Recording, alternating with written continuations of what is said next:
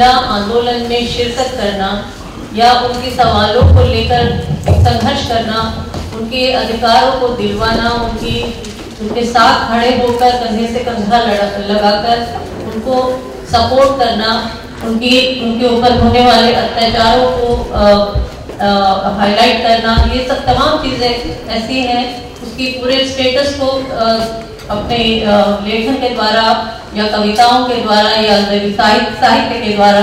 प्रचारित करना, सब लोगों के समक्ष रखना, ये बहुत बड़ा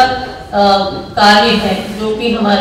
हमारे साथ बैठी हुई सभी मेरी साथी एकदम कार्य कर रही हैं। जहाँ दलित महिला को बिल्कुल भी इज्जत नहीं दी जाती है, बिल्कुल उसे इंसानियत के रूप में भी नहीं देखा जाता है, ऐसे राज्य में काम करते हुए कुछ ऐसे अपने अनुभव होंगे जिससे गुजरते हुए तुम्हें बहुत चोट लगी होगी या तुम्हें बहुत हिम्मत आई होगी। जब मैंने उससे जब बात की, उन्होंने एक बहुत बड़ी बात की कि मैं एक दलित महिला हूँ गौरी बहन, और हम जब से ये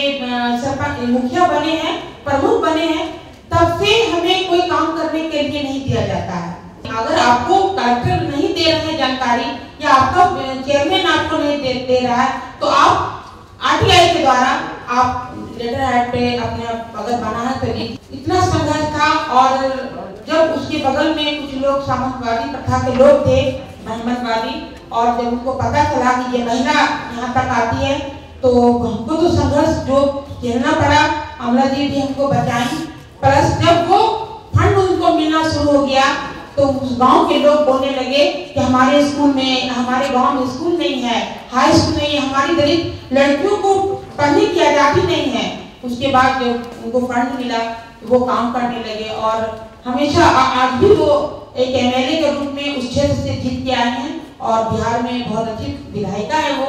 और वो अभी भी हमें जब देखती हैं तो बहुत इज्जत सम्मान से बोलती हैं कि आपने बहुत हमारा साथ दिया। आज एक विधायक बनकर एक जो बोल नहीं सकती थी, जो ये अपने अधिकार क्या है, एक पंचायत सरपंच के होते हुए क्या अधिकार है ये नहीं जानती थी, आज विधायिका में बैठकर वो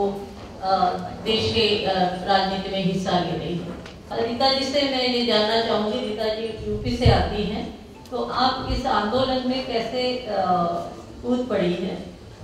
तो शुरुआत जब हमने की तो वो अपने ही प्रताड़ना से 6 महीने तक मुझे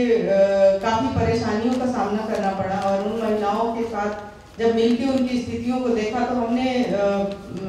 एक हमारे दलित साथी ने ही मुझे प्रोत्साहित किया संस्था बनाने के लिए। और इस तरह से जो महिलाओं के साथ जो रेप के केसेस होते थे, सवर्णों के द्वारा प्रताड़ित किए जाते थे, तो उस पर हमने काफ़ी एक्शन लिया